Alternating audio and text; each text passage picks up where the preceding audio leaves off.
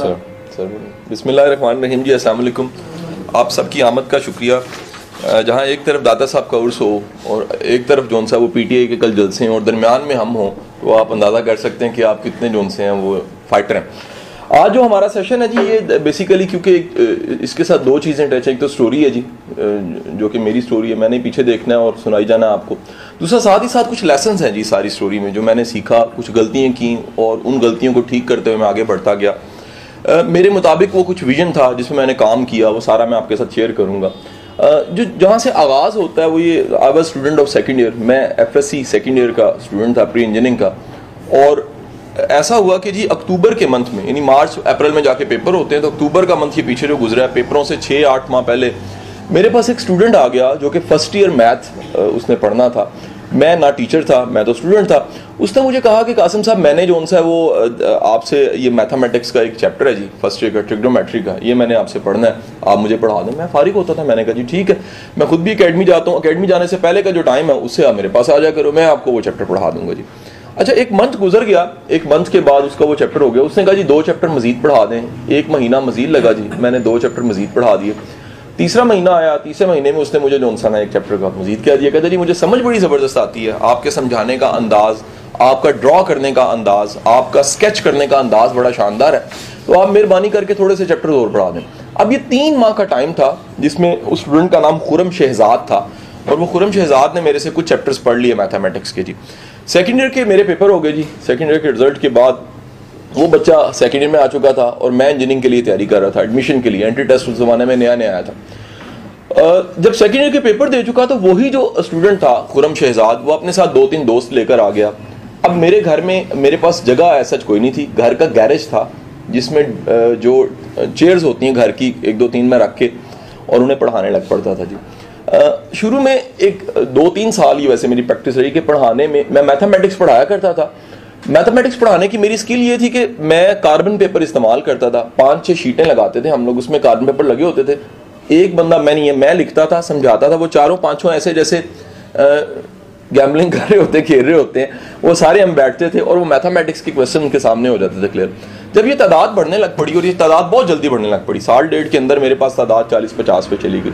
और ये तादाद जब ये बढ़ने लग पड़ी तो फिर साथ ही मसला ये आया कि कार्बन पेपर वाला तजर्बा बड़ा मुश्किल हो गया, क्योंकि एक ही सवाल होता था, मुझे 8-8 बार करवाना पड़ता था, 7 ग्रुप बन जाते थे, मैं रिपीट करता रहता था बार बार, और वो वेट कर रहे होते थे। एक ग्रुप पढ़ रहा है, दूसरा वेट कर रहा है, तीसरा आने वाला है, तीसरा गया है, चौथा आने वाला है। इस तरह मेरा टाइम जो सा था बड़ा कंज्यूम हो जाता था। मेरे पास जो इसका मैंने सोल्यूशन ढूंढा वो ये कि वाइट बोर्ड एक मैंने खरीद लिया, जिसको आज भी मैंने सैंपल के लिए अपने पास संभाला हुआ है। वो एक छोटा सा वाइट बोर्ड था जी, 2x3 उसका साइज था, और उसको हैंग करने के लिए गैरेज का जो दरवाजा था उसमें मैंने जो एक हैंगर घर का होता है जिससे कपड़े टांगे जाते हैं, उसी का कुंडा बना के मैंने उसको हैंग कर दिया। अब मैं गैरेज में जो सा वो पढ़ाने लग पड़ा। मेरे पास मैथ के स्टूडेंट्स जो से जो ग्रुप की शक्ल में आने लग पड़े। ग्रुप्स जो से थे उनमें तादाद 15-20, 10-12, 15-20 होती थी। ये तकरीबन यानी 3 या 4 साल का प्रोसेस होएगा। कहाँ से शुरू करके, एक बच्चे से शुरू करके 40, 50, 60, 70, 80, 100 तक बच्चे चले गए। अब इसके बाद मेरे से सबसे जो मुश्किल जो चैलेंज मेरे लिए था वो जगह थी। ये जगह का चैलेंज मेरा ख्याल है हर इस काम में जो बंदा शुरू करता है वो कहते हैं मेरे पास जगह नहीं है। तो मैंने ये किया कि घर वालों को रिक्वेस्ट की, उन्हें कहा जी ड्राइंग रूम मेरे हवाले कर दें, आप मेहरबानी होगी, क्योंकि मेरी थोड़ी सी अर्निंग भी इससे जुड़ गई है और वो मुनासिब अर्निंग है। तो मैं चाह रहा हूँ कि मैं पढ़ भी रहा हूँ, साथ मेरी कमाई भी हो रही है, साथ जो उनसे वो अखराजात में अपने खुद उठाने लग पड़ा हूँ, तो आप मेहरबानी करें। घर वालों ने तय कर लिया, मेरी वालदा थोड़ी सी सख्त है, तो उन्होंने ये कानून तय किया कि शाम को हमें ड्राइंग रूम वैसा ही वापस चाहिए जैसा आपको दिया था। तो मुझे एक तवील अरसा याद है कि मैं उसको रात को सफाई करके उन्हें वापस दिया करता था। जो पुराने स्टूडेंट्स उन्हें पता होता कि सर जो 9 बजे छुट्टी दे रहे हैं, इसके बाद सर ने क्या करना है, सफाई करनी है। तो मैं वो सफाई करके वालदा के हवाले कर दिया करता था जी। अब वो मैथमेटिक्स से काम बढ़ने लग पड़ा, फिजिक्स भी कुछ बच्चे पढ़ने आने लग पड़े। मैंने बड़ी जल्दी एक चीज़ को असेस कर लिया कि मेरी जो स्किल कम्युनिकेशन की है, इब्लाग की स्किल है, वो बहुत अच्छी है जी। मैं बात समझाने की सलाहियत अच्छी रखता हूँ, मैं छोटे बच्चे को भी उसके लेवल पे जाके समझा लेता हूँ। बट इसका फ़ायदा ये हुआ कि मैं कहाँ मैथमेटिक्स पढ़ाता था, कहाँ मेरे पास वैरायटी आने लग पड़ी। लाइक साइकोलॉजी का ग्रुप बन गया। अब मुझे किसी ने कहा जी आपने पढ़ी हुई है, मैं कहा मैंने नहीं पढ़ी हुई। उसने कहा जी पढ़ाते कैसे, मैं कहा जिनको पढ़ा रहा हूँ उन्होंने भी नहीं पढ़ी हुई। आपको समझ है कि नहीं है? यानी इसका मतलब है कि मैं अगर पढ़ लूं तो मैं पढ़ा सकता हूं, तो मैं उस चीज को जो भी सब्जेक्ट होता था उसको पढ़ता था, उसको तैयार करता था, उसको पढ़ाने लग पड़ता था। अब ये एक वैरायटी की मेरे पास एक शक्ल बन गई कि हर सब्जेक्ट का तकरीबन 2-2, 5-5, 8-8, 10-10, 15-15 का ग्रुप बन गया। ये तादाद गैरेज और ड्राइंग रूम पे 150 के लगभग हो चुकी थी। और ये बड़ी तादाद इस लिहाज से है कि घर का ड्राइंग रूम कितनी उसकी कैपेसिटी होती है, और उसमें भी 3-4 शिफ्टें लगती थी। शाम शुरू करके रात तक मैं काम मुकम्मल कर लिया करता था। अब अगली रिक्वेस्ट फिर जो सी थी, जगह का मसला था, तो मैंने जो सा ना वो घर वालों को रिक्वेस्ट की, इट वॉज 2003, तो मैंने उन्हें रिक्वेस्ट की कि जी मैं आपको एक किराए पे घर ले देता हूँ और आप मेहरबानी करें घर से निकल जाएं। तो वो जब मैंने उन्हें ये कहा तो यकीन कीजिएगा ये बिल्कुल ऐसे ही था जैसे जो सा ना वो एक सास बहू के झगड़े होते हैं। मेरे सारे घर वाले एक तरफ थे और मैं एक तरफ हो गया। उसकी वजह ये थी कि वो कहते थे सानू घरों काट रहे हैं। मैं कहता था देखो यार ये विजन होता है, मुझे नजर आ रहा है काम चल पड़ना है, और मेरी थोड़ी सी स्टडी भी जिससे डैमेज होने लग पड़ी थी, लेकिन मुझे आउटकम्स बड़े नजर आ रहे थे फाइनेंस के अलावा भी। मिसाल नेटवर्किंग, मतलब एक बंदे से कितने लोग कनेक्ट हो जाते थे। मतलब आप किसी भी बंदे को मैथ पढ़ाएं वो आपका स्टूडेंट नहीं बनेगा, पक्की बात बता रहा हूं, लेकिन आप मैथ के साथ थोड़ी सी लाइफ पढ़ा दें वो कभी नहीं भूलेगा आपको। ठीक है जी। वो जो पहला स्टूडेंट था जिसकी मैं बात कर रहा हूँ, खुरम शहजाद, वो इस वक्त वो एसोसिएट प्रोफेसर है chemical engineering department university Punjab में। वो आज भी मुड़ के देखता है, वो आज भी मिलता है, वो कहता है जी मैं आपका पहला स्टूडेंट हूँ, और मैं देखें सर इंजीनियर बन के मैं प्रोफेसर बन चुका हूँ इस वक्त। इस तरह वो जो शुरू की सारी मेरे पास स्ट्रेंथ थी 150। मजे की बात देखिए, वैसे 150 तो ये मुबालगा नहीं होएगा, मुझे हजारों के नाम और चेहरे याद हैं, लेकिन 150 मुझे डिटेल से याद है। क्यों? मुझे वो बच्चे भी पता थे, उनके बहन भाइयों का भी पता था, उनके फैमिलीज का भी पता था। I was concern about them. होता क्या है, हम स्टूडेंट को लेते हैं, हम स्टूडेंट को भी सही तरह नहीं जानते होते। मुझे पता होता था कि इसके इश्यूज क्या हैं, ये सोचता किस तरह से है, इसके प्रॉब्लम्स क्या हैं। मैं थोड़ा सा जो सा उसकी परमिशन से उसके साथ मिल जाता था, उसके उस इश्यूज को भी हल कर लेता था। मेरा ख्याल है स्ट्रेंथ बढ़ने की और लोगों का एक सर्कल बड़ा होने की बहुत बड़ी वजह यही थी कि लोगों को मैथ, फिजिक्स, केमिस्ट्री ये सब्जेक्ट के साथ साथ जो चीज़ हेल्पिंग मिलती थी वो मिलती थी, तो एक कोचिंग मिल जाती थी। आते थोड़ा सा पानी मुझे मिल जाए। सेंट्रो गाड़ी किसकी? सेंट्रो गाड़ी जो बाहर। अब आप अंदाजा कीजिए कि वो जो सारा सर्कल है वो बढ़ने लग पड़ा। अब यहाँ पर चैलेंज ये था कि घर वालों ने तो बड़ी रिक्वेस्ट के बाद बड़े बड़े मैंने उन्हें मतलब लालच दिए जी, मसलन लालचों की शक्ल थी, किराया मैंने देना था। मैंने कहा जी बिल सारे मैं दूंगा जी, मान। और मैंने कहा जी मैं मंथ का जो सा ना 5-10 हज़ार रुपया भी दिया करूंगा, मेहरबानी करें। जैसे हुकूमत का निज़ाम चल रहा है, सेक्रेटरीट चल रहा है, ऐसे मेरा घर भी चल रहा था, मान गए। तो मैंने जो सा उनको जो सा किराए पे शिफ्ट कर दिया। किराए पे शिफ्ट करने के बाद जो सा वो काम जो सा था वो क्योंकि बढ़ रहा था और वो स्ट्रेंथ जो सी थी वो 150 से 250 तक जा चुकी थी। अब मेरे लिए इशू ये था कि टीचर कहाँ से मैं मतलब लाऊं, मैंने आखिर सबने पढ़ाना है। उस वक्त मैं समझता हूँ वो पहला वक्त था जिसमें मेरी लीडरशिप एक्टिव हुई। मेरे मुताबिक टीचर बनना कमाल नहीं है, अगली स्टेज आ जाती है, क्या आप काम को लीड कर सकते हैं। बाज़ लोग भला के टीचर होते हैं, इदारा नहीं बना सकते, ये वाज़ह कर दूँ। बाज़ लोग इदारा बना सकते हैं लेकिन टीचर अच्छे नहीं होते, ये दोनों चीज़ों में फ़र्क है। तो मेरे पास फौरी तौर पे जो ऑप्शन थी वो ये थी कि मैंने अब लीड करना है। लीड करने के लिए आपको टीम चाहिए होती है। टीम मेरे पास बेस्ट जोन सी थी वो ये थी, वो बच्चे जो पढ़ चुके थे, 6-8 की उनकी तादाद थी, जो ज़रा थोड़े से सेंसिबल भी थे, जो यूईटी में या मेडिकल कॉलेज पढ़ रहे थे, जिनकी कम्युनिकेशन स्किल भी अच्छी थी, जिनकी जो सी पर्सनैलिटी भी थोड़ी सी ग्रूम थी, जो काम भी करना चाहते थे, जिन्हें पॉकेट मनी भी चाहिए थी। मैंने उनको इकट्ठा किया, एक दिन उनको बिठाया, चाय पिलाई और एक बात कही।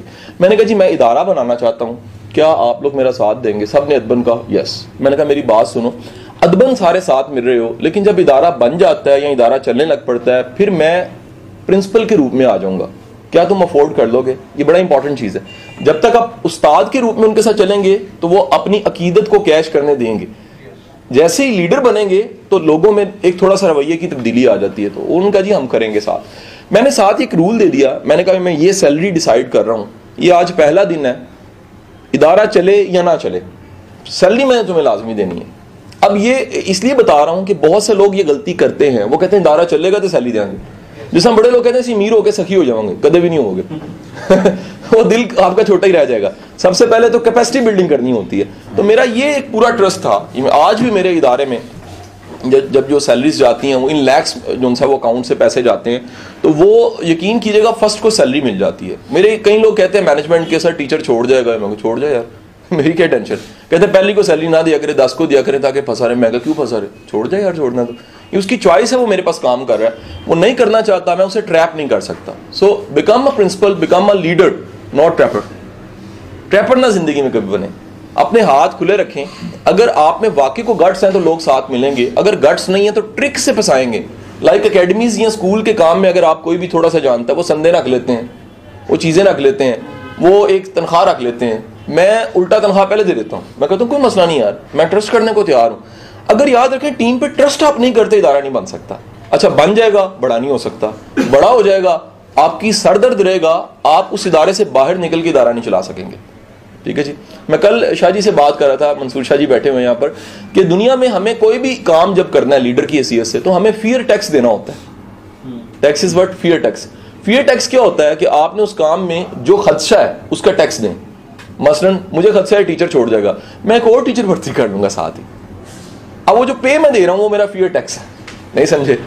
उसको भी पता लग जाएगा अगर मैंने छोड़ा बंदा तैयार है। ओके नॉट, ये बीइंग अ लीडर एक स्किल थी। अब इदारा जो सा वो बढ़ने लग पड़ा, वो 6 लोग काम करने लग पड़े। उन 6 लोगों की फर्स्ट कैपेसिटी पे अगले 2 साल में स्ट्रेंथ 450 हो चुकी थी। अब 450 स्ट्रेंथ का इदारा जिसके प्रिंसिपल की उम्र 22.5 साल है, जिससे इनकम जो सी है वो 2 लाख रुपए जनरेट हो रही है प्रॉफिट में, और आज से बात कर रहा हूँ 10 साल तकरीबन पहले की, 9 साल पहले की, तो यकीनी बात है कि 2-3 इश्यूज फिर साथ ही आ जाते हैं। पहली बात यह कि मेरे पुश्तों में किसी ने कोई काम ही नहीं किया, कोई कारोबार नहीं किया, कोई कारोबारी समझ ही नहीं है, और कारोबार का एक डर होता है, यकीनी बात है। मेरे पास बेशुमार लोग गाइडेंस लेने आते हैं। आप में से कोई भी जाती कारोबार कर रहा है और चल रहा है उसका, तो उससे लोग गाइडेंस लेने आते हैं और वो कहते हैं कि जी ये अगर हम काम करें तो कैसे शुरू करें। मैं उन्हें कहता हूँ कि जी आप एक सिंपल सा काम करें, ये बिल्डिंग लें, ये करें, वो करें, और उसके बाद शुरू कर दें। अच्छा, वो सुनने के बाद अमल नहीं कर सकते, उसकी वजह ये होती है कि वो उनके पास वो जो एनर्जी चाहिए, जो रिस्क लेने की सलाहियत चाहिए, वो लेने की सलाहियत ही नहीं होती। सेकंड, दूसरा मैंने देखा कि एक तवील अरसा जो मैं घर से ताना सुनता रहा, वो ये इस फिगर से, इस फाइनेंस की प्रॉफिट की फिगर से भी पहले घर वाले कहते तुम कमाते क्या हो यार, जो कमाते हो लगा देते हो, जो कमाते हो लगा देते हो। मेरे लिए शुरू में कमाना, शायद आज भी कहूँ तो टॉप प्रायोरिटी कमाना नहीं था। मेरे लिए मेरा काम पैशन था, और ये किताबी बात नहीं, हकीकतन ऐसा था। मतलब आई लव माई वर्क। मुझे बेशुमार लोग आज भी जिस कैपेसिटी में इदारा जा चुका है, दिस इज दैट आप सुपीरियर क्यों नहीं बनते, आप इस तरह क्यों नहीं। मैं कहा मेरे विजन में शामिल नहीं है। वो कहते हैं जी आप फिर क्या करना चाह रहे हो। मैं कहता हूँ यार देखो, एजुकेशनल इंस्टीट्यूट इदारा एक पेचकस होता है, टूल होता है, उसके जरिए असल में आपने कुछ काम करके दिखाना होता है। टूल के जरिए कोई ऑपरेशन करना होता है। अगर आप उस टूल से ऑपरेशन नहीं कर रहे तो वो यूनिवर्सिटी भी बन गई है तो फायदा कोई नहीं है। मेरे मुताबिक वो छोटा सा भी टूल काफी है। मसलन पेचकस बहुत बड़ा हो लेकिन वो खोल ना सकता हो किसी चीज को, तो फायदा कोई नहीं है। इतना सा हो, घड़ी खोल ले लेकिन काम का तो है ना। अब इदारा जो सा जी, वो जब इस कैपेसिटी पे गया तो मेरे पास टीम की स्ट्रेंथ बढ़ गई जी। टीम में लोग 12-13 हो गए। हम लोगों की जो इनकम थी, हम लोगों ने तब से रूल बनाया, अब तक रूल है, हम एनुअल इंक्रीमेंट लाजमी करते हैं। एनुअल इंक्रीमेंट का रूल हमने अप्लाई कर दिया हुआ था। हर साल हम तनख्वाह बढ़ा देते थे। हम कहते थे कुछ भी हो जाए, इदारा प्रॉफिट में जा रहा है, कुछ जा रहा है, हमने एनुअल इंक्रीमेंट करना है। अच्छा, एक सबसे इंपॉर्टेंट चीज जो बताऊं, मैंने कभी हमदर्दी नहीं ली अपने काम में। हमदर्दी से मुराद मुझे नुकसान हो रहा है, मैं सबको बिठा दूं मर गए मर गए मर गए मर गए, मैंने कभी ये शेयर नहीं किया। फैमिली के साथ भी बहुत ये कभी शेयर नहीं किया। कभी ट्रेजेडी होगी, कभी इशू आ गया, कभी कोई महकमा आ गया। लाहौर में तो महकमे बहुत ज्यादा है। आप इस काम को करके देखें तो सबसे पहले ही LD आ जाएगा, फिर कॉर्पोरेशन आ जाएगा, फिर वासा आ जाएगा, फिर आपके पास बाकी जो उनसे हैं वो महकमे आ जाएंगे, आपको जो उनसा वो तंग करते रहेंगे। आप इश्तिहार लेंगे, PHA आ जाएगा चलान लेके, और वारंट गिरफ्तारी भी लेकर आएगा कि आपको उठाने के लिए हम आ गए हैं। अच्छा, अब ये सारे चैलेंज थे, ये साथ साथ चलते जा रहे थे, क्योंकि लाहौर में 90% इदारे रेजिडेंशियल एरियाज में है। आपको शायद पता होगा 90% इदारे जो उनसे हैं वो कोठियों से कन्वर्ट हुए हैं स्कूलों में। ऑप्शन भी कोई नहीं है, या तो गवर्नमेंट सरकार उठाए बोझ, सरकार के पास इतनी कैपेसिटी नहीं है स्कूलों में, अल्टीमेट प्राइवेट्स की तरफ जाना पड़ता है। अब ये मेरा जो इदारा था, इसमें मतलब रेंट वाला घर चल रहा है और ये इदारा चल रहा है, जिसमें तादाद जो उनसी 450 की हो चुकी है। 2-3 शिफ्टें लगती हैं, टीचर 15 से 25 हो चुके हैं, करते करते इदारा बढ़ता जा रहा है। इसमें जो सबसे बड़ा मुझे अब चैलेंज आने लग पड़ा वो था स्ट्रेस मैनेजमेंट। सबसे बड़ा चैलेंज ये मैं इसलिए कोट करूंगा बिकॉज मैंने 1 साल पूरा इस स्ट्रेस के साथ गुजारा कि मुझे कोई ना कोई मेडिकल प्रॉब्लम आ जाता था। लाइक पेट खराब होने लग पड़ा काफी अरसा तक, लाइक फ्लू रहने लग पड़ा काफी अरसा, लाइक नींद नहीं आती काफी। मुझे आज भी याद है कि मैं बड़े जगह पे चेकअप और बड़ी जगह घूमने के बाद आखिरकार एक बड़ा अच्छा फिजिशियन मिला, उसने बड़ी शानदार बात की। आई वाज 23 साल मेरी उम्र थी। उसने मेरे फादर को बिठा के कहा कि अपने बेटे को कहें या अपने काम से बड़ी अपनी हिम्मत कर ले, या जो उनसे है वो काम छोटा कर दे। अच्छा, पता नहीं मुझे ये बात ना जैसे वो जावेद चौधरी के बकौल च्युइंगम की तरह चिपक गई। मैंने कहा यार ये आइडिया बड़ा ज़बरदस्त है। बजाय मैं काम कम करने पे, जो कि अच्छी खासी स्ट्रेंथ पे जा चुका है, जो कि पैसा भी जनरेट कर रहा है, जो कि रिस्पेक्ट भी जनरेट कर रहा है, मैं क्यों ना एक नया काम करूं कि मैं अपनी हिम्मत बड़ी कर लूं। ले जी, मैं अपने पूरे इस टेन्योर में, उस वाक़े से 9 साल से आज तक अगर कहूं, मैंने अपनी हिम्मत कभी कम नहीं होने दी। कुछ हो गया है, जितने मर्जी मुश्किल हालात आ गए हैं, पीछे से फोन आ गया जी, इतना बड़ा चैलेंज आ गया, कोई इशू आ गया, मैंने सब कुछ किया लेकिन हिम्मत नहीं कम होने दी। मैंने हमेशा अपने काम को इन हैंड रखा। मेरे मुताबिक काम अगर आप संभाल नहीं सकते तो आप लीडर नहीं है। काम पे कंट्रोल, गिरफ्त, समझ बूझ, उसके सारे लूप्स होल्स पता होने चाहिए। अगली बात, मैंने शुरू में सबसे जो इंपॉर्टेंट काम किया, मैं सब सीटों पे काम करके देखा इदारे की। मैं रिसेप्शन पे मैंने टाइम गुजार के देखा, फ्रंट डेस्क पे उसमें मैंने काम करके देखा। पता लगा कि वहां के इश्यूज क्या हैं, कॉल्स कैसे आती हैं, एडमिशन कैसे आता है, क्वेश्चंस क्या होते हैं, लोग क्या पूछते हैं, फिर कौन सी बातें कही जाएं तो तसल्ली होती है और कौन सी बातें जो कहनी चाहिए सच की शक्ल में, कौन से पंजाबी में वर्ड है लारे नहीं लगाने चाहिए। मतलब कई ऐसी चीजें हैं इदारे में। सबसे ज्यादा ट्रिकी ये होता है कि फेक जो उनसे वो प्रॉमिस कर लेते हैं, फेक इमेज बना लेते हैं। मेरा जो भी रिजल्ट आता है हम वही शो करते हैं। हम किसी इदारे की तरह 4 टॉपर इकट्ठे करके उनको कुछ पैसे दे के हम वो रिजल्ट काउंट नहीं करते। हमारे लिए रिजल्ट वही है जो हमने कोशिश करके बनाया है। ठीक है जी। अब दूसरी चीज ये थी कि मैं इस बात को अरशद जावेद साहब की शुक्रिया के साथ ये बात कहूँगा, 2006 में, जनवरी 2006 में जब मेरा इदारा अकेडमी के फॉर्मेट में ही था और उसमें 500-600 बच्चे पढ़ रहे थे, मैं इस बात को अरशद जावेद साहब की संगत की वजह से, कंपनी की वजह से समझ चुका था कि सिर्फ नंबर दिलाना काफ़ी नहीं है। ये मेरी ज़िंदगी में एक नई एडिशन थी। पहले मैं भी फाइटर था, नंबर दिलाने, सिर्फ नंबर दिलाने, सिर्फ नंबर दिलाने। मुझे एक नई चीज़ का इंकशाफ हुआ कि नंबरों के साथ साथ कुछ सलाहियतें हैं, अगर वो बच्चों में पैदा की जाएँ तो ना सिर्फ आपका इदारा बढ़ेगा, आप थोड़े यूनिक बन जाएंगे।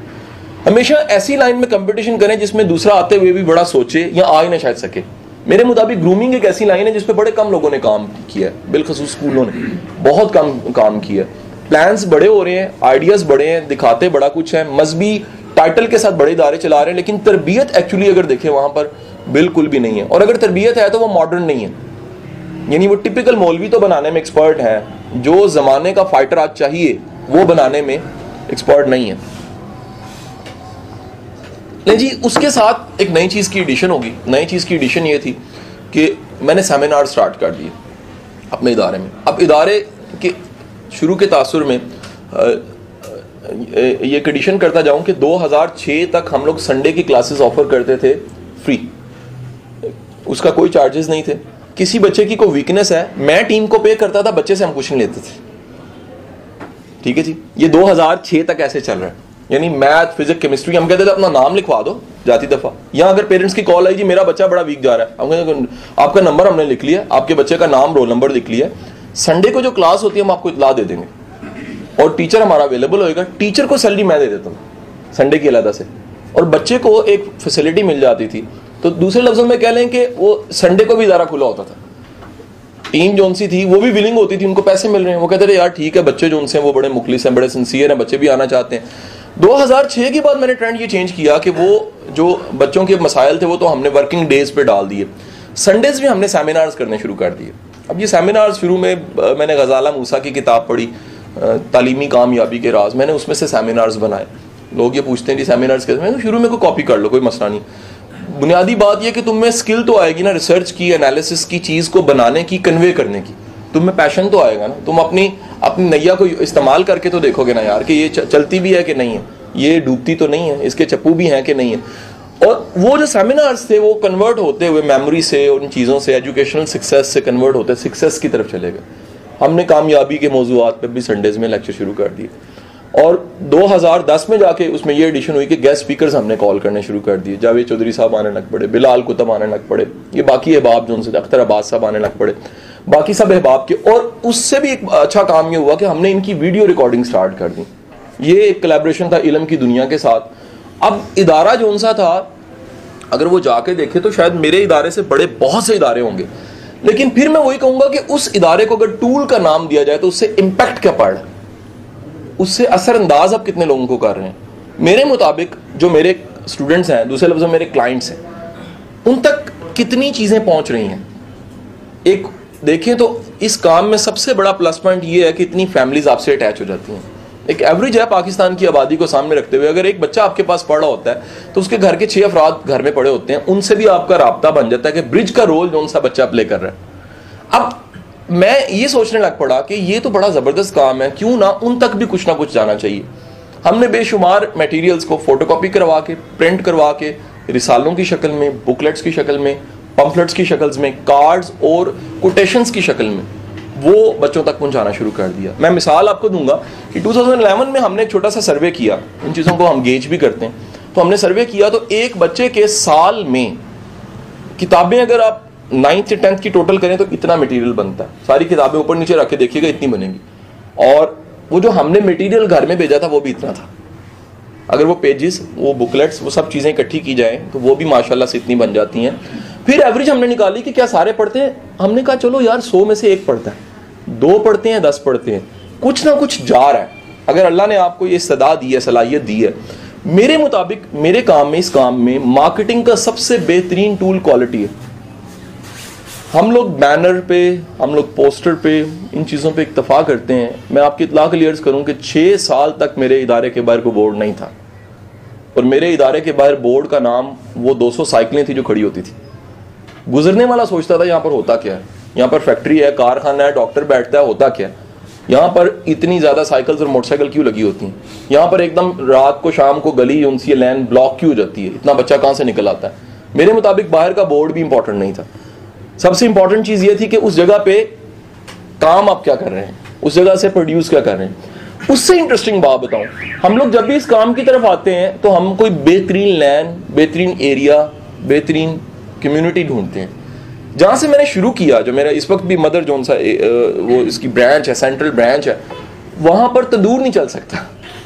ये सारा लोअर मिडिल क्लास एरिया गुलशन रावी का अंदर जाके, जहाँ पर गुलशन रावी एंड होती है, और उसके साथ कॉलोनियाँ लगती हैं। लोअर मिडिल क्लास इसलिए कह रहा हूँ, गुलशन रावी जोन सी है वो तो महंगी में आ जाती है, ये यहाँ पर कॉलोनीज लगती हैं। और सारी जो कम्युनिटी ननारियाँ की, सोडीवाल की, शेराकोट की, ये सारी कम्युनिटी हमारे पास आने लग पड़ती थी। अब वहाँ पर यकीन कीजिएगा, अगर आज मैं एनालिसिस करूँ बीइंग HR ऑडिट की शक्ल में, तो मैं इस शक्ल में एनालिसिस करूँगा कि उसमें बेहतरीन मार्केटिंग हमारा प्रोडक्ट था। बच्चा पढ़ता था, बच्चे की फैमिली की सेटिस्फेक्शन होती थी, लोग फीस खुशी से देते थे। आप प्राइवेट इदारों में देख लें, आजकल तो यूनिवर्सिटीज़ बड़ी ज़्यादा है, लोग फीस तकलीफ से देते हैं। बच्चे का सिर्फ एंड रिजल्ट क्या है, मेरा इतने GPA है, मेरी डिग्री मुझे मिल जाए।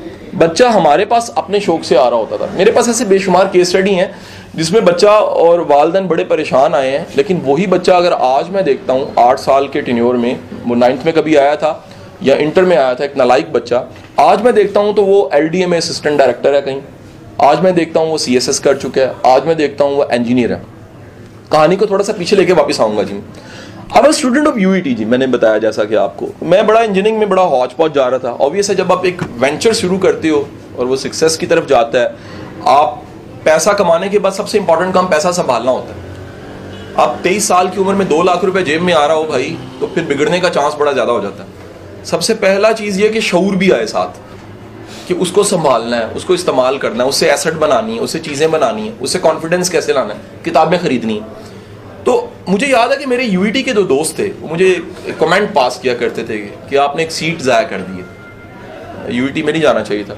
अच्छा, पिछले दिनों हमने टोटल किया, ऑडिट किया इदारे का, तो 223 इंजीनियर हमने बनाए हैं जी। हमारे इदारे से 223 बच्चा जोन सा वो UET में गया, 55 जोन से वो MBBS कर चुके हैं जी, ठीक है जी। 18 बच्चे जोन से हैं वो चार्टर्ड अकाउंटेंट बन चुके हैं, ठीक है जी। इसके अलावा बाकी फोर्सेज में और बाकी जगह पर देखा जाए तो वो भी शामिल करके एक अच्छी खासी स्ट्रेंथ, ये सो कॉल्ड माशरे का पैमाना है जिसके मुताबिक बता रहा हूँ। मेरे मुताबिक हर बंदा कामयाब है, सेकंड डिवीजन लेता है, कुछ करके दिखा देता है।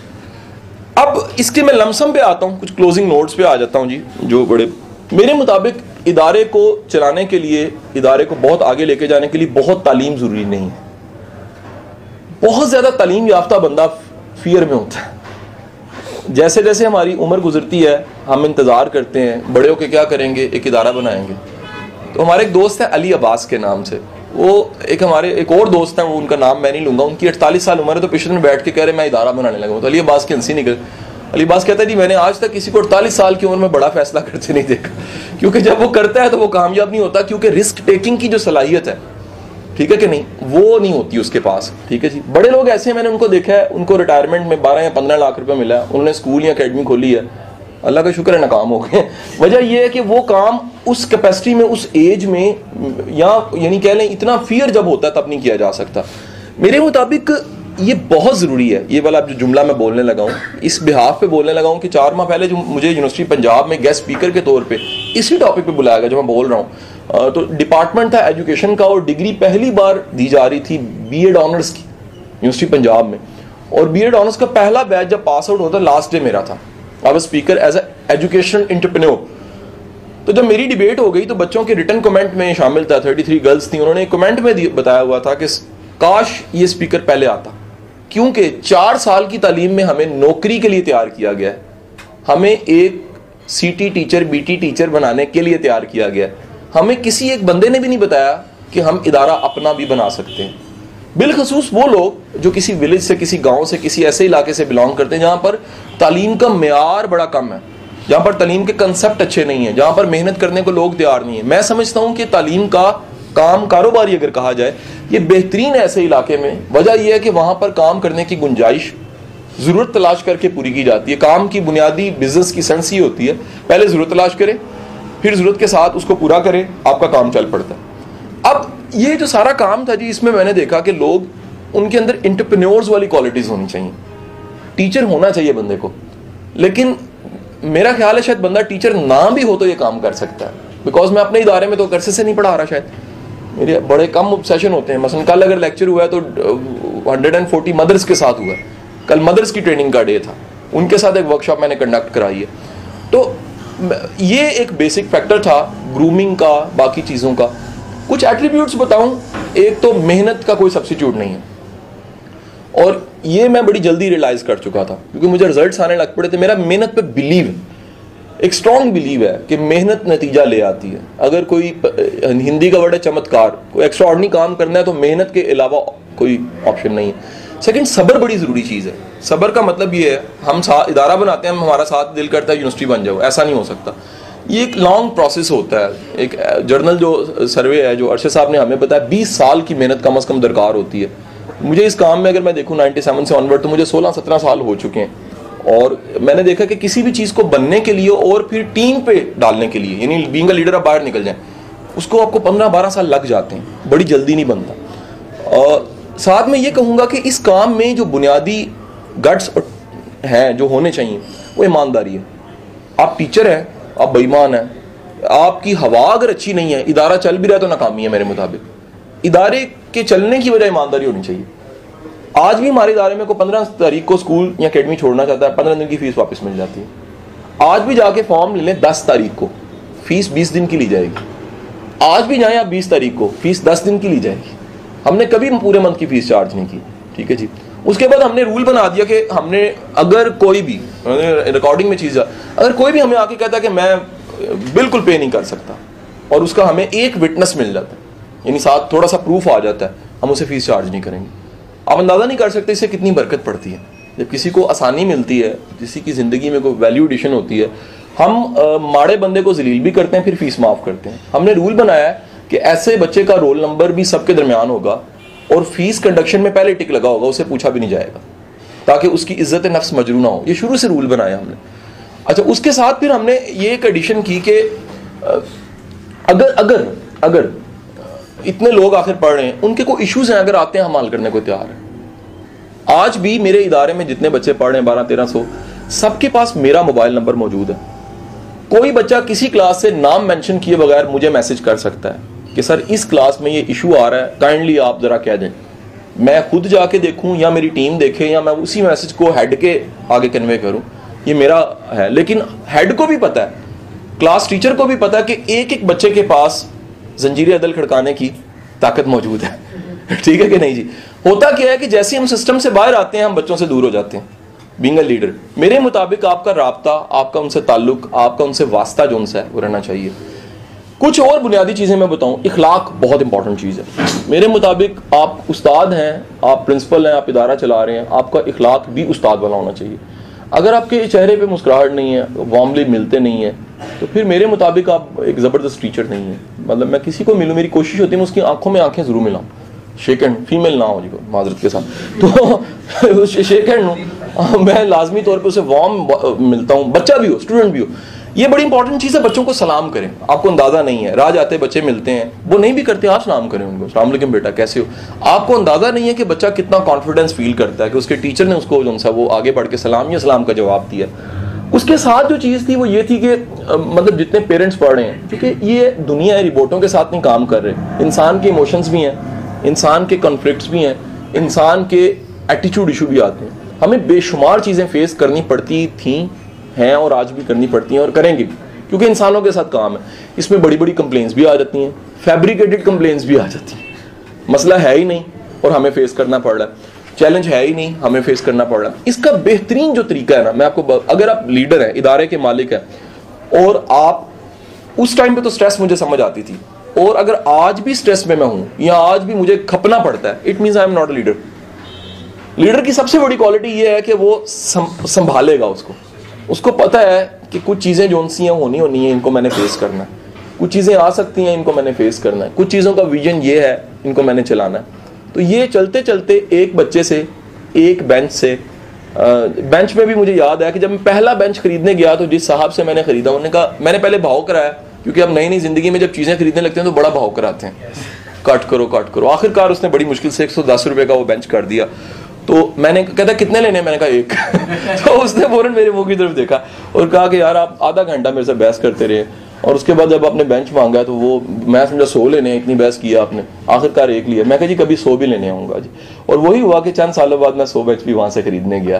तो वो उन्होंने मुझे जो सा ना वो कहा कि 100, मैंने कहा जी मैंने आपको कहा था बहस मैं इसलिए कर रहा हूँ, कभी मैं 100 भी खरीदने आऊँगा। तो मैं 100 खरीदने आ गया। तो नतीजा ये है कि आप अगर आपका पैशन है, आपका जज्बा है, आपका ये शौक़ है, बुनियादी तौर पे मैं समझता हूँ मुझे रिफॉर्म का शौक़ था, मेरे अंदर ये पैशन है, मैंने तब्दील करना है, मैं अपनी कैपेसिटी में बदलना चाहता हूँ। स्टीफन कोवे के मुताबिक एरिया ऑफ इन्फ्लुएंस मैंने ढूंढा हुआ, मैं उसके बाहर नहीं सोचता, मैं अपनी रेंज देखता हूँ, उसके बारे में बड़ा वरीड रहता हूँ। अगर फैमिली है, बड़ी पशेमानी की बात होती है, उसके बारे में परेशान होना भी चाहिए। काम है, कारोबार है, वही मेरा पाकिस्तान है, मेरा इदारा मेरे लिए पाकिस्तान है। अगर मैं अपने इदारे के साथ लॉयल नहीं हूँ, मैं पाकिस्तान के साथ लॉयल नहीं हूँ। अगर मैं अपने इदारे के साथ लॉयल हूँ, अगर मैं अपने इदारे में मौजूद बच्चों के साथ लॉयल हूँ, अगर मैं अपनी टीम के साथ लॉयल हूँ, अगर मैं उनको इज्जत नहीं दे सकता, अगर मैं उनको वैल्यू नहीं दे सकता, अगर मैं उनको अहम नहीं समझ सकता, तो मेरे मुताबिक ये भी वतन से गद्दारी है। बहुत शुक्रिया आपका जी, बड़ी नवाजिश, थैंक यू।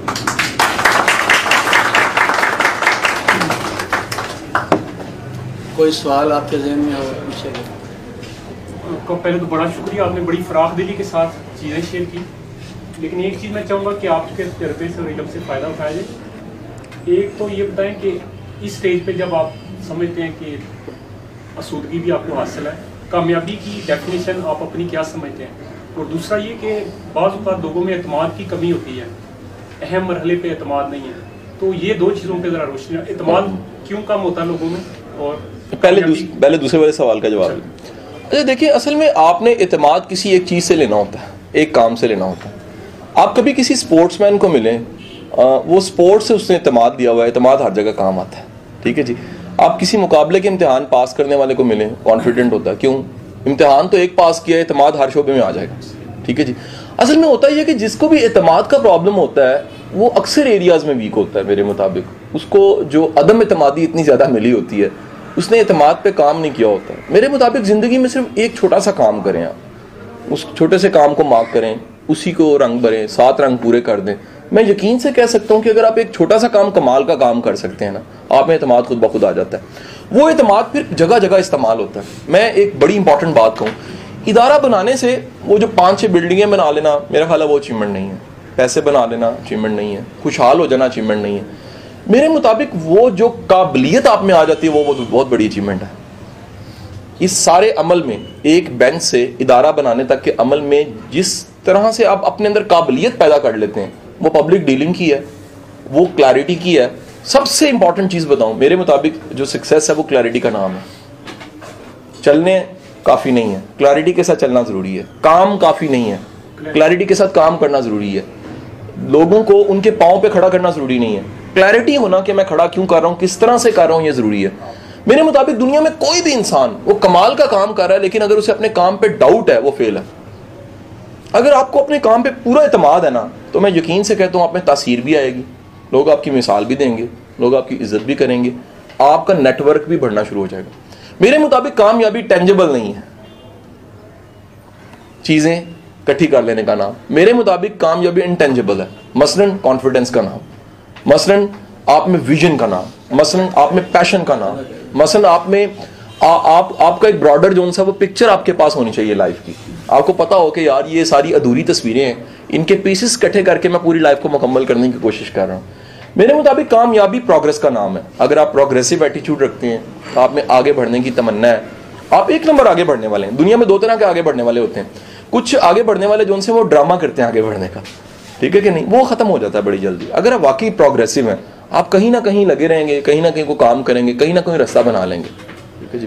पहले सवाल का जो आपने पूछा उसका भी बता दिया जी मैंने, इत्मीनान कर मैंने बता दिया। Sir any question? नबीद भाई बैठे, जबरदस्त। अच्छा ये सवाल जो सा ना ये अच्छा, क्योंकि सवाल एक तो पूरा टॉपिक है जी वो फैसला। मैं 5-6 दिन पहले जो उनसे पूरे लाहौर के डायरेक्टर्स को मैंने डिसीजन मेकिंग पे ट्रेनिंग दी MPDD में, और एक 2 घंटे का सेशन तो यहाँ नहीं, चंद टिप्स मैं दे देता हूँ। दुनिया में फैसला जो सा है वो उसका अच्छा होता है जिसको थोड़ी सी इनिशिएटिव लेने की आदत होती है। पहली बात बड़ी बेसिक सी वजह क्या है, फैसला जब बंदा करता है तो उससे होता ही है कि बंदा उठ जाता है, एकदम खड़ा हो जाता है। ये ताकत, फैसला करना भी एक ताकत चाहिए उसके लिए, यानी वो जो इनिशिएटिव है वो ताकत है। फैसले उनके अच्छे होते हैं जिनकी थोड़ी सी ऑब्जर्वेशन अच्छी होती है। किस शक्ल में? वो ऑब्जर्व करते हैं लोग नाकाम क्यों हो रहे हैं, ऑब्जर्व करते हैं कि लोग कामयाब क्यों हो रहे हैं, वो ऑब्जर्व करते हैं कि लोगों में आखिर ख़ास बात क्या है, ऑब्जर्व करते हैं कि यार कुछ ना कुछ तो है, आखिर ये जो इस तरह ही नहीं चल रहा सारा। यानी अगर आसान भाषा में कहूँ तो दूसरों की गलतियों से सीखने वाले के फैसले अच्छे होते हैं। और अगर सच कह ही दूँ तो सबसे ज़्यादा फैसले उसके अच्छे होते हैं जो अपनी गलतियों से सीखता है। आप लिस्ट बना लें जो आपने लाइफ में मिस्टेक्स की हैं, पूरी लिस्ट बनाएं, आगे लिख लें कि लेसन मैंने क्या दिया। मेरे सेशंस में जुमला मैंने अक्सर ये कोट भी करता हूँ कि हम पूरी कीमत दे देते हैं। लाइक मैकडोनल्ड पे जाते हैं, 550 कम्बो लेना चाहते हैं, पैसे देके हम पीछे हट जाते हैं, वो ट्रे लेके खड़ा है, कितना अजीब लगेगा कि हमने वो उठाया नहीं। हम गलती की पूरी कीमत अदा करते हैं ज़िंदगी में, लेकिन सीखते नहीं हैं। अगर हम सीखने लग पड़े कि इस गलती से मैंने क्या सीखा है, तो मैं यकीन से कहता हूँ दुनिया में इश्यूज़ हैं 11। शायद आपको पता है कि नहीं पता जी, दुनिया में टोटल जो इश्यूज़ हैं ना इंसान जिनको फेस करता है वो 11 है। आप उन 11 को डिफाइन कर लें, उन 11 इश्यूज़ के बाद मिलते जुलते आएंगे, घूम के फिर उधर ही आ जाएगा। रिलेशनशिप इशू है, मुआश इशू है, पर्सनल मैनेजमेंट इशू है, समाज के साथ रहना इशू है, इस तरह की गिनती के चंद इश्यूज़ हैं। रिलीजियस सेटिस्फेक्शन इशू है, इत्मीनान कल्ब वगैरह सारा। आप इन इश्यूज़ को डिफाइन कर लें, आप इन इश्यूज़ में अपनी गलतियाँ देख लें, दूसरों की गलतियाँ देखें, आप असूल बना लें। मेरे मुताबिक सबसे बेहतरीन तो मज़हब के असूल आपके पास हैं, लेकिन मैं समझता हूँ आपकी ज़िंदगी के भी ज़ाती कुछ असूल होने चाहिए। उस असूलों की बुनियाद कोई क्लासरूम नहीं होना चाहिए। अक्सर क्लासरूम की बातें भूल जाती हैं। उस असूलों की बुनियाद दुनिया का एक बहुत बड़ा मुर्शद है, उस मुर्शद का नाम तजर्बा है, वो होना चाहिए। अगर आप तजर्बों से सीख के चलें आगे तो आपकी डिसीजन मेकिंग बड़ी स्ट्रांग होती है। मसलन मैं छोटी सी मिसाल दूँ, मैंने जब इदारा शुरू किया और आज तक मेरा कोई रोल मॉडल नहीं था इस इदारे में, इदारे को बनाने में, मैंने गलतियाँ बहुत सी की, इनसे सीखा। लाइक आप आज भी जाएँ वहाँ छुट्टी का तरीक़ाकार है, जब छुट्टी होती है एक पूरा सिस्टम है, मैन फोर्स कितनी चाहिए, छुट्टी कैसे होएगी, गर्ल्स और बॉयज़ के निकलने का टाइम का कितना डिफरेंस होएगा। आप अंदाज़ा करें कि पूरे इदारा सुबह से रात तक चलता है, कोई लड़की पूरा दिन में लड़के को नहीं देख सकती, कोई लड़का लड़की को नहीं देख सकता। इसमें सख्ती नहीं है। एक दिन हमने ये किया, बंदे हटा दिए हमाद, फिर भी ऐसे ही हुआ, फिर हमें समझ आ गया सिस्टम है। आपको बात समझ आएगी नहीं है। जब सिस्टम है तो फिर कॉन्फिडेंट होंगे, सिस्टम नहीं है तो फिर आपका एतमाद ये नहीं होएगा। You have to build this system. तो जो डिसीजन मेकिंग है, दूसरों की गलतियों से, अपनी गलतियों से सीखना, ऑब्जर्वेशन अच्छी होना, इनिशिएटिव होना, थोड़ा सा बाहिम्मत होना।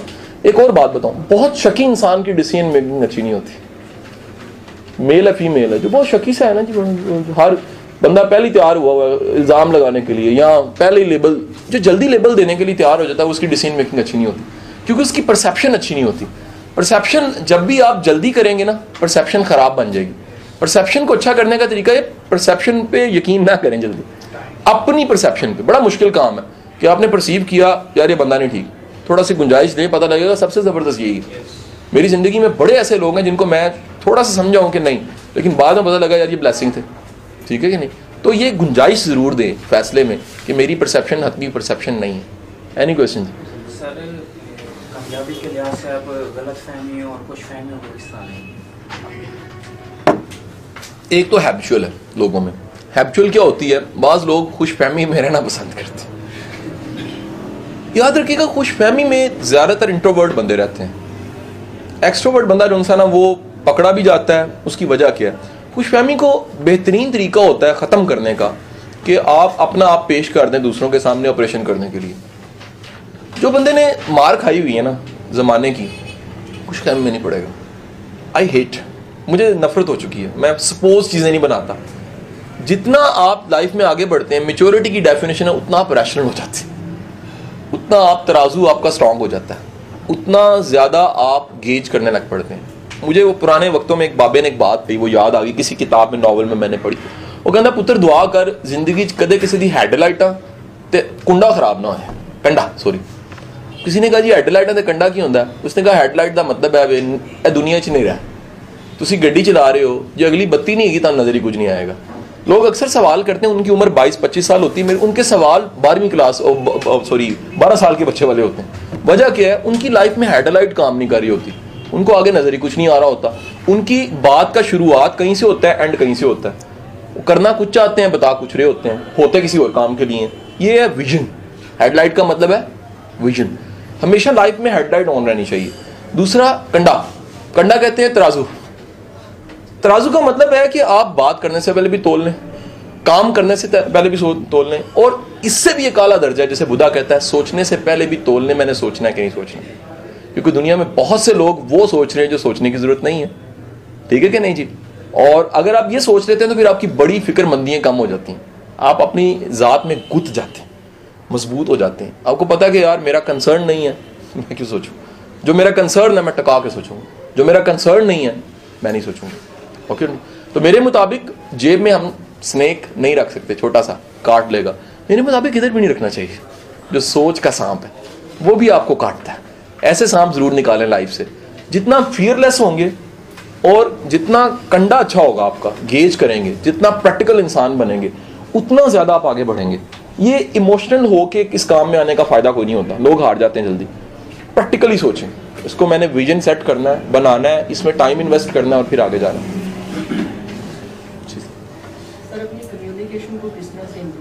प्रैक्टिस ही होती है बेहतर। प्रैक्टिस।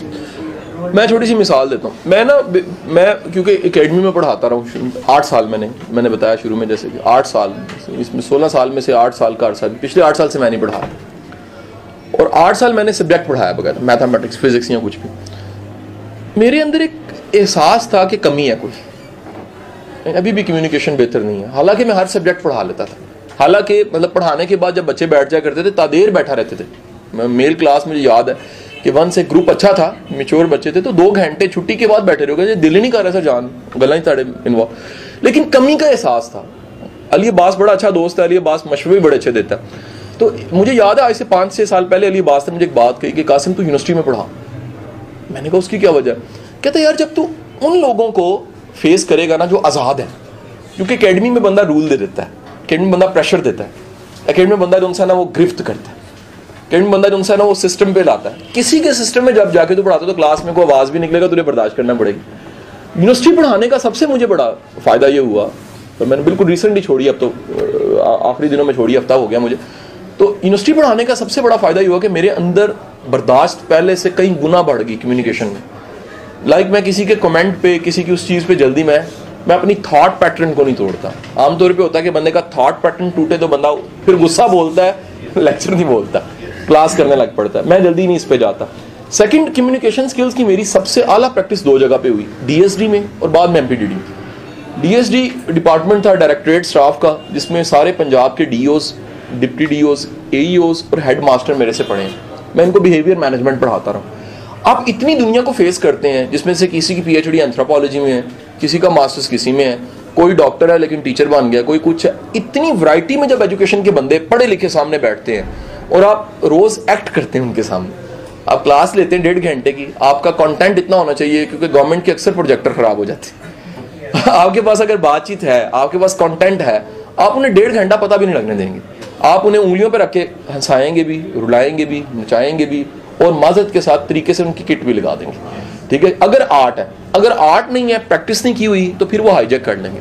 मेरे मुताबिक कम्युनिकेशन की इंतहा ये होती है कि inner drive, you are plan what I am communicating, not that कि लोग चाह रहे हैं बंदे को गुस्सा आए और आ जाए तानू। कमाल ये होता है कि लोग कुछ भी चाह रहे हैं। एक हर सेशन में, ये तो और तरह की क्लास है, उधर की क्लास में, गवर्नमेंट सेक्शन में, बैरोक्रेट्स में भी एक क्लास, हर में एक बंदा ऐसा होता है जिसका दिल करता है 1.5 घंटा जाया हो जाए सवाल में, जवाबों में, मेरे कमेंट में, इसके कमेंट में, बहस शुरू हो जाए।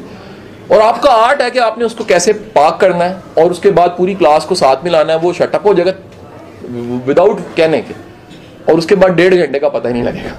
ये प्रैक्टिस है सारी की सारी, आर्ट है। और जी कोई सवाल? जी जी पूछेगा। कुछ शख्स जो हैं वो हर शोबे में कामयाब हो जाते हैं, मसलन जिसको भी जिस शोबे में भी जाएं एक टाइम फ्रेम तक जो है उसमें कामयाबी हासिल कर लेते हैं, और उसको छोड़ के नजर शोबे में जाएं उसमें भी वो कामयाबी, कौन सी वो एक मुश्तरका जो है वो खासियत होती है? 5-6 चीज़ें होती हैं बुनियादी तौर पे, इंग्रेडिएंट 5-6 हैं। 5-6 इंग्रेडिएंट में सबसे पहले सेल्फ कॉन्फिडेंस। जितना ज़्यादा होगा उतना चांस बढ़ जाएगा। किसी भी काम में हाथ डालोगे मिट्टी सोना होने लग पड़ेगी। खुद पे एतमाद कितना है, ये जो इनर है ना, येस आई कैन, ये बड़ा ज़रूरी है। लोगों के पास येस आई कैन नहीं होता। सारी दुनिया कहती है पुत्र तू कर सकना है, पुत्र अंदर कहता है मैं कर नहीं सकता। उसको अंदर से आवाज़ आती है यार मैं कर नहीं सकता, बस ये हमें लगे रहते हैं। सारे कासिम साहब ऐसे मुझे मोटिवेट कर रहे हैं कि यार मैं कर सकता हूँ लेकिन मैं कर नहीं सकता, फिर कर जाते हैं। अब्बा जी तो एक है ना जी, मैं कहता हूँ सारी दुनिया कह रही हो ना, आप दुनिया के जितने इन्वेंटर्स हैं ले लें, सारी दुनिया कह रही है तुसी वो आज नहीं उठ सकते, राइट ब्रदर फिर उठ के तो आ रहे हैं। सारी दुनिया कह रही बल्ब नहीं बन सकता, एडिसन फिर बना देता है। ये अंदर की येस आई कैन बड़ी जरूरी चीज़ है जी, इसे सेल्फ कॉन्फिडेंस कहते हैं, नंबर 1। नंबर 2 जुनून, थोड़ा सा बंदे को पैशन होना चाहिए, जिसे नेपोलियन हिल ने बर्निंग डिजायर का नाम दिया। अच्छा लोग ना, मजाहिया बात बताओ, लोग बर्निंग डिजायर या मोटिवेशन पे लेक्चर दे रहे होते हैं, अपने पास कोई नहीं होती। बड़े लोगों को मैंने देखा है कि they are delivering the session on motivation and inner drive and passion, और खुद इतने टिल्ले माठे होते हैं, उनकी वोकल्स, उनकी बॉडी लैंग्वेज, उनका स्टाइल ही जो उनसे इंटरेस्टिंग नहीं होता। तो अगर आप थोड़े मोटिवेटेड हैं, आप में पैशन है, पैशन वाला बंदा अगला तीसरा काम कर लेता है, वो to pay the price, should be ready to pay the price. कामयाबी मुफ्त नहीं है, you have to burn the midnight oil, आपको रातों का तेल जलाना पड़ेगा। अगर आप 5 लाख महीना कमाने लग पड़े हो तो जो नहीं कमा रहा उसका आपका फर्क है, आपने कीमत अदा की है, उसने नहीं अदा की। और मेरे मुताबिक आपका सेल्फ वेंचर बड़ी बात होती है। आप खुद से शुरू करके अगर बनाते हैं, आपका अपने काम पे ज्यादा एतमाद होता है, आपको सारे लूप होल्स का पता होता है। तो जो पे दी प्राइस है, इसके लिए अक्सर लोग रेडी नहीं होते। हाँ, जो रेडी होते हैं वो हर जगह पे दी प्राइस करते हैं और आगे निकल जाते हैं। नंबर 1 हो गया सेल्फ कॉन्फिडेंस, नंबर 2 हो गया पैशन, नंबर 3 हो गया पे दी प्राइस, नंबर 4 है, वो भी इसके साथ जुड़ी हुई है कीमत की शक्ल में, डिटर्मिनेशन। हटना नहीं पीछे, हटना नहीं है पीछे। अच्छा, हटना नहीं है पीछे 2 तरह का होता है, एक होता है जिद, एक होता है यकीन के साथ। दोनों में फर्क है कि नहीं है जी? कि आपको पता है कि यार ये जिद नहीं है मेरी, ये मेरा क्लैरिटी है, मुझे पता कि यार मैंने आगे निकल जाना। एक है जिद है कि नहीं यार मैंने पीछे नहीं हटना, मार दो पावे कुछ काट लो, फिर वो जिद भी हो सकती है। एनालिसिस कर लें, डिटर्मिनेशन है या जिद है। 5वीं जो चीज है वो है मोस्ट इंपॉर्टेंट, आपको सोशल होना चाहिए। देखा गया कि काम या कारोबार में सोशल लोग जो उनसे हैं, मसलन एक बंदे की बनती कोई नहीं है, मुझे कोई कहे कि जी मैंने इदारा बनाना है, मैं कहूँगा जी आपने बेस्ट 3 दोस्तों के नाम बताओ, है ही नहीं। जिनको वो कह रहा है वो बेस्ट फ्रेंड नहीं है, वो ही समझता है, वो नहीं समझते। उनसे जाके पूछो, कहते नहीं नहीं वैसे मिल रहा सानू। तो जो सोशल है ना, एक्चुअली सोशल बंदा जो सा ना, वो दुनिया को जेब में डाल लेता है। उसको पता होता है यार ये मैंने तो ये ऐसे करना है, तो ये बंदा, इस बंदे की चाबी है, इस बंदे के साथ ये बातचीद करनी है। ठीक है, आपका सबसे बड़ा कमाल ही होता है कि किस बंदे से बात कौन सी करनी है सोशल होने के लिए, क्या उसकी इंटरेस्ट पे जाना है, किधर जाके खेलना है, किधर से वापस आ जाना, किस हद से आगे नहीं जाना, कितनी उम्मीद दिलानी है, कितनी उम्मीद नहीं दिलानी, कितना ताल्लुक रखना है, कितना ताल्लुक नहीं रखना। ये अगर स्किल सोशल जीनियस की आप में, इस पर एक सेशन भी हो चुका है हमारे इधर, get to the top recording उसकी मौजूद है ऑडियो की शक्ल। तो अगर आप में सोशल जीनियस मौजूद है ना, ये 5-6 इंग्रेडिएंट्स हैं जी, आप किसी बंदे में डाल दें। आप दुनिया के तमाम बड़े लोग ले लें जो बिलखुसूस एंटरप्रेन्योर, बिजनेसमैन, उनमें 5-6 चीज़ें होती हैं। एजुकेशन नहीं होती, एजुकेशन अक्सर नहीं होती, लेकिन ये 5-6 चीज़ें होती हैं। और अरशद साहब का तो ये मुहिम है, उनका तो ये टारगेट है कि तालीम के निज़ाम के ज़रिए 5 चीज़ें आनी चाहिए। माजरत के साथ हमारा बच्चा MA करके भी उसमें सेल्फ कॉन्फिडेंस नहीं होता। माजरत के साथ हमारा बच्चा MPhil या PhD कर लेता है, पोस्ट डॉक तक पहुंच जाता है, उसके अंदर पैशन नाम की चीज़ कोई नहीं होती। माजरत के साथ हमारा बच्चा इंजीनियरिंग मुकम्मल कर लेता है, लेकिन उसमें पे दी प्राइस का कंसेप्ट ही नहीं होता। माजरत के साथ बच्चा पूरा इंजीनियर बन जाता है, डिटर्मिनेशन उसमें फिर कोई नहीं होती। माजरत के साथ बच्चा जो सा है वो मास्टर सोशियोलॉजी किया होता है तो हाथ मिलाना नहीं आता, इंट्रोवर्ट। यानी कि आप बताओ सोशल नॉर्म्स होने चाहिए, किसको मिलना कैसे है, कितनी देर मिलना है, कब उठ जाना है, कितनी देर बाद अस्सलाम वालेकुम कर देना है, कैसे मिलके उठना है, कैसे मिलके जाना है, ये मैनर्स होने चाहिए। मतलब मुझे जावेद चौधरी के कॉलम में, जिसमें वो सिर्फ 3 मिनट नाम है कॉलम का, पढ़िएगा, बड़ा शानदार है। उसमें वो कहते हैं यार कामयाबी का सबसे बड़ा जो इनाम है ना, वो आपकी चाल डाल बता देती बंदा कामयाब है। आप दुनिया के किसी भी शोबे के कामयाब बंदे को देख लें, उसके चलने का अंदाज बताएगा इसमें कुछ ना कुछ है, वो टेंजिबल नहीं है। उसकी बॉडी लैंग्वेज बोलेगी कि यार इस बंदे के अंदर कोई चीज़ है ऐसी, ठीक है कि नहीं। वो फिर मैं कहूँगा पैसा नहीं होएगी, वो कुछ और चीज़ होगी, वो इनटेंजिबल है, दिखाई नहीं जा सकती, वो टैलेंट है उसका। जिसको अपने टैलेंट पे यकीन है, मैं फिर दोबारा कहूँगा, पैसा बाय प्रोडक्ट है, बिलीव उस मशीन पे रखें जिसने बनाना है, और वो आपका टैलेंट है। अगर आपकी ज़ात है जो प्रोड्यूस करती है तो फिर तो सब कुछ है, और अगर पैसा है लेकिन मशीन ख़राब है, फिर आप बहुत आगे नहीं जा सकेंगे इसमें। जी और कोई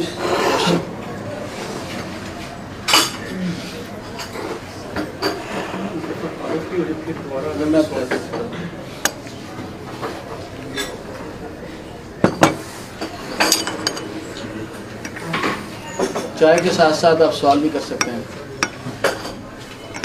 मेरा एक शाह जी बिस्मिल्लाह। बातें तो हम आपकी सुनते हैं, फेसबुक पे भी देखते हैं, लेकिन जिस वक्त तक हम ये बात सुनते रहते हैं तो उस वक्त तो हमारे असरत है। जो हमारे साथी 20 साल गुजार चुके हैं, 40 साल गुजार चुके हैं, सही, लेकिन अब वो नर्सरी के स्टूडेंट नहीं हो सकते कि सही बात, शुरू से अपने आप को वो ब्राटअप करें। तो अब किस तरह वो सुनने के दौरान उस सिनेरियो में रहते हैं बंदा, सही जी, उसके बाद भी तो कैसे लाइफ में जाके वो। चलिए, बड़ा वेरी गुड क्वेश्चन है जी। अच्छा ये देखें कि ये वैसे मैं बताऊं कि पब्लिक स्पीकिंग में जब आप आएंगे ना, तो एक काम बड़ा मज़ेदार होगा जी, होगा ये कि आप पब्लिक स्पीकिंग में 5 साल गुजार लें, सवाल रिपीट होने लग पड़ेंगे। क्योंकि फिर मैं कहूँगा दुनिया में सवाल ना गिनती के हैं, ये सवाल सबसे अच्छा सवाल है इस एतबार से, ये मेरे से पूछा जाता है और मुझे मज़ा आता है जवाब देते हुए। दुनिया में शायद मोटिवेशन 2 तरह की होती है। मोटिवेशन की एक किस्म है एक्सटर्नल मोटिवेशन, एक है इंटरनल मोटिवेशन। इंटरनल मोटिवेशन का अंदर से कोई चीज़ हो जो ड्राइव करे आप। एक्सटर्नल मोटिवेशन का मतलब है बाहर से कोई चीज़ हो, लेक्चर, गुरु, मेंटोर, टीचर, ऑडियो वीडियो, किताब या कोई रोल मॉडल आपको बाहर से मोटिवेट करे। मजे की बात है कि कुदरत के सारे निज़ाम में अगर आप देखें तो ये यूनिवर्सल लॉ है, कुदरत भी एक्सटर्नल मोटिवेशन पे चलती है। कैसे? नबी पैगंबर। एक्सटर्नल मोटिवेशन एक लेवल आता है, इंटरनल बन जाती है। अगर ये इंटरनल ना बने तो मैं वजह बता देता हूँ क्या होता है। मैं दोबारा बता रहा हूँ, रिपीट कर रहा हूँ, अपना जुमला बड़ा इंपॉर्टेंट है। क्या? एक्सटर्नल मोटिवेशन ने इंटरनल, हाँ गड्डी रुकी है, उन्होंने धक्का लावांगे तो की होएगा, चल जाएगी। लेकिन जो धक्के नाल इस्लामाबाद तक जाना तो जो धक्का लाने वाले ने रह जाते, इस्लामाबाद तो शायद पहुंच जाएगी, लेकिन वो भी कितने पीछे ही पहुंच जाते जड़ा ना, उन्होंने भी सत्यानाल। इंटरनल मोटिवेशन यानी एक्सटर्नल से इंटरनल पे लाने के लिए सबसे जरूरी चीज ये है कि मोटिवेशन आई आगे मकसद भी हो। यानी उन लोगों की एक्सटर्नल मोटिवेशन इंटरनल जल्दी हो जाती है जिनके पास कोई मकसद होता है। जिंदगी में अब मकसद नहीं है, आपकी मोटिवेशन इंटरनल हो जाएगी। मकसद नहीं है, शायद ये कैटेगरी है हम लोगों में, ये ट्रेनर में, हम में बहुत से लोग ऐसे हैं, ये जो कुछ मतलब इस शोबे के लोग हैं वो जानते हैं, जो लेक्चर सुन सुन के आखिरकार खुद स्कॉलर बन गए। इंटरनल मोटिवेशन नहीं आई, but they have the data, they have the content, they have the books, they have the libraries, but they have no success. मेरे मुताबिक, मुझे जावेद चौधरी का वो जुमला मैं कोट करूंगा दोबारा, उसके मुताबिक सेल्फ हेल्प का एक लेक्चर काफी होता है, मोटिवेशन की एक भी किताब काफी होती है, बशर्ते उसके बाद आप इंप्लीमेंट करना शुरू कर दें। अगर आपकी जिंदगी में कोई गोल है, अगर कोई मकसद है, फौरन उन चीजों को जाके टेस्ट करें, फौरन उन चीजों को पकड़ें, अप्लाई कर दें, फौरन चीजों को उस मकसद पे लगाएं। फिर होगा ये कि वो मोटिवेशन जो एक्सटर्नल थी वो इंटरनल हो जाएगी। अगर हम मकसद के बगैर एक्सटर्नल मोटिवेशन लेते रहेंगे तो एक टाइम आएगा जैसे एंटीबायोटिक का असर खत्म हो जाता है, बड़े लोग बदजान हो जाते हैं। ये मैं क्योंकि पब्लिक स्पीकिंग में मुझे समझ आ गई हुई इस चीज़ की, मैं हर्ट नहीं होता। बदजान इस तरह हो जाते हैं, वो कहते हैं कि असी तो होते हैं, एक्चुअली होते ऐसे वैसे नहीं, गोल कोई नहीं है। मोटिवेशन पेट्रोल डलवाने के बाद आपने को मकसद बनाना है या मकसद होना चाहिए। आप मकसद ले आए, उस मोटिवेशन को उस मकसद के तहत लगाएं, एक्टिव हो जाए। ठीक है जी। मैं नाम नहीं लूंगा, मेरा एक बड़ा मजेदार दोस्त है, दानिश्वर सा है, तो मैंने कहा यार वो तो जब डिप्रेस हो जाता तो क्या करता है? कहना बंदे रखे हैं ना जी। मैंने कहा समझ नहीं आई यार, मुझे ये तो समझ आती है कि तेरे जितने कारोबार है उसमें तूने बंदे रखे हुए हैं, मसलन तूने कोई चीज़ करनी है उसके लिए बंदे हैं, इदारा चलाना है बंदे हैं। मैं कहा ये जड़ा ए नहीं समझ आई। मैं पूछा कि डिप्रेस हो जाए तो की करना है? कहता बंदे रखे ने जी ये वास्ते। मैं कहा जी समझ नहीं है। कहते जी असल में ना 4-5 मेरी जिंदगी में ऐसे लोग हैं, उनको भी नहीं पता कि अगर मैं उनके साथ रहूं तो मुझे मोटिवेशन मिल जाती है। अच्छा, लाजमी नहीं वो स्पीकर हो, लाजमी नहीं वो ट्रेनर हो, वो कोई बंदा हो सकता है जिसके साथ मैं फिर कर दे की हो, तनख्वाह देंगे हो? कहता नहीं, कहता चाह दी पहली दी मारेगी। कहते मैंने टाइम लेना होता सिर्फ, यार ये थोड़ा सा टाइम निकालें, आप टाइम निकालें, वॉक करनी है। कहना मैं बंदे नाल लाना जी, मैं ग्राउंड का राउंड लाना है, मेरी मोटिवेशन का ग्राफ अप हो गया। ठीक है कि नहीं? मैं इस्लाम करता हूँ, घर चल जाता हूँ, उसको भी नहीं पता कि मुझे मोटिवेशन मिल जाती है। तो आपकी जिंदगी में अगर मकसद है तो फिर मोटिवेशन के बंदे रख लेंगे आप। मेरी बात समझ आएगी नहीं आई जी? और अगर मकसद नहीं है तो फिर मोटिवेशन जो उनसे एंटीबायोटिक की तरह एक दिन असर करना, फिर आपको कोई भी मोटिवेट करेगा ना, आपके अंदर क्या चलेगा? ए स्टीफन आर कोवे दी गल करन लगा, मैनू पता उनकी गल करेगा, एने एंथनी रॉबिन दी गल करनी है, ओ यार मैनू पता है कासिम अली शाह दे लेक्चर सुने ने, कासिम अली शाह ने भी लगता है ओदे संदीप दे लेक्चर सुने ने।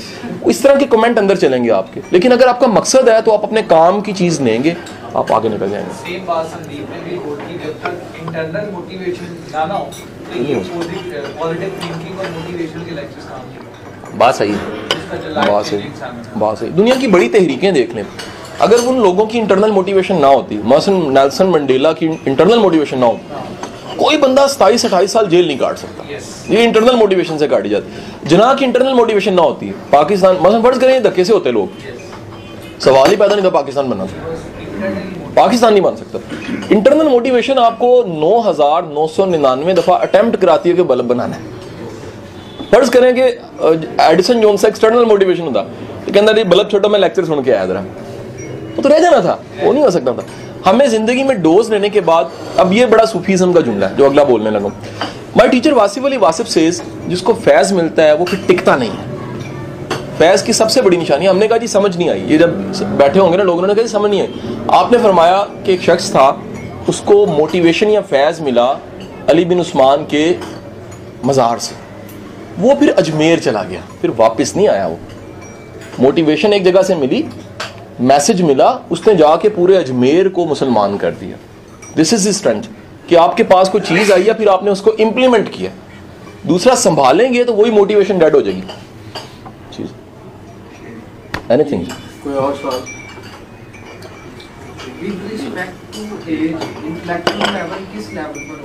अगर इंटेलेक्ट के रास्ते पे है तो बढ़ेगा, अगर इंटेलेक्ट के रास्ते पे नहीं है तो फिर उम्र का ताल्लुक ही कोई नहीं है इंटेलेक्ट के साथ। देखना पड़ता है ट्रैक कौन सा।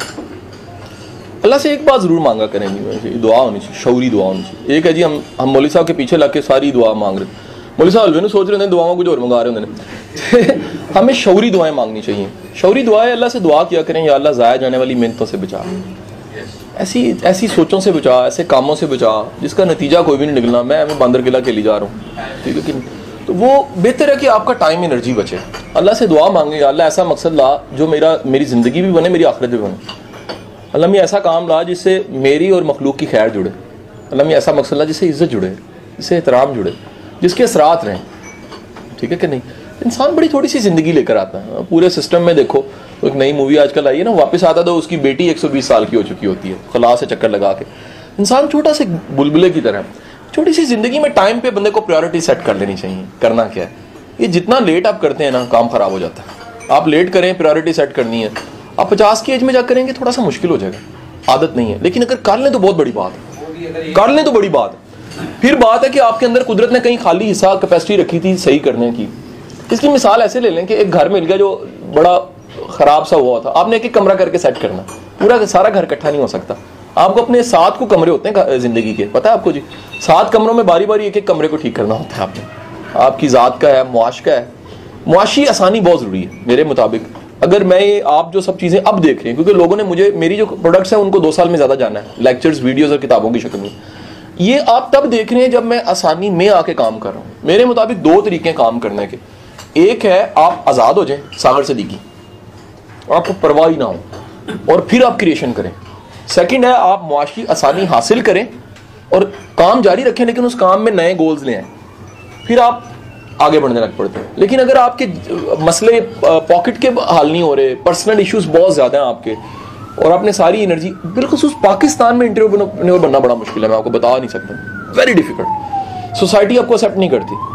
वजन people comment on academies and schools वालों पे कमेंट करते हैं, देखो जी पैसे इकट्ठे कर रहे हैं, इस किस्म का कमेंट करते हैं। वो नहीं जानते यार ये काम कितना कर रहे हैं, इनकी कैपेसिटी क्या है। यहाँ मतलब आपके ख़ानदान में भी हो अच्छा नहीं, मास्टर को अच्छा नहीं समझा जाता, ट्यूशन्स को अच्छा नहीं समझा जाता। सेकंड, बेशुमार ऐसे काम है, मसलन आप में से कोई भी आईटी का एक्सपर्ट बैठा हुआ है, वो अगर अपने ख़ानदान को जाके समझाए आईटी क्या होती है, उनको पता ही नहीं है। कहते 14 की थी कि 16 की थी, उनको तो उस तरह की एज है ना। तो ये सोसाइटी रेजिस्टिव बहुत ज़्यादा है, ये सोसाइटी में मुखालफत बहुत ज़्यादा जल्दी जनरेट होती है। इस सोसाइटी में लोग इल्ज़ाम बड़ी जल्दी, स्कैंडल्स बड़ी जल्दी बनते हैं। इस सोसाइटी में लोग आपकी कामयाबी को हजम नहीं करते। फिर इस सोसाइटी में सोशल इश्यूज़ बहुत ज़्यादा है।